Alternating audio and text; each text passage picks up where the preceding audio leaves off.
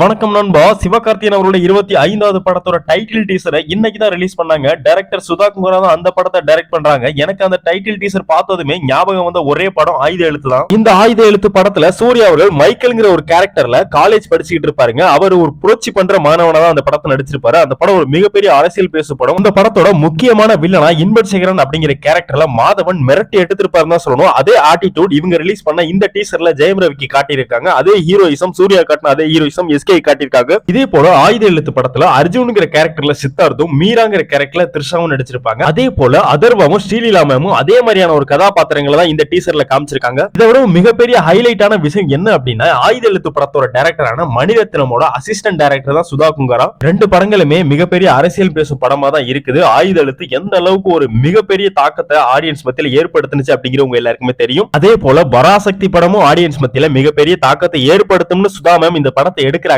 Wait பண்ணி பார்ப்போம். இந்த ரெண்டு படங்கள்ல இருந்து எனக்கு தெரியற மேஜரான டிஃபரண்ட் வேற ஒண்ணுமே இல்லங்க. வருஷம் தான். அதான் ஆயுத எழுத்து படம் 2000 இந்த காலகட்டங்கள் எடுக்கிற மாதிரி இருக்கும். அதே போல பராசக்தி படம் 1960 இந்த காலகட்டங்களில் நடக்கிற படம் மாதிரி இருக்கும். என்ன போலவே உங்கள எத்தனை பேருக்கு நான் சொல்றதுக்கு முன்னாடி இந்த விஷயம் தெரிஞ்சிருக்கு, நீங்கள் டீகோட் பண்ணிருந்தீங்கிறத கமெண்ட் பாக்ஸ்ல கமெண்ட் பண்ணுங்க. நம்ம சேனலை மறக்காம சப்ஸ்கிரைப் பண்ணுங்க. இந்த வீடியோ உங்களுக்கு தெரிஞ்ச சூர்யா எஸ்கே ஃபேன்ஸ்க்கு ஷேர் பண்ணுங்க. தேங்க்யூ நண்பா.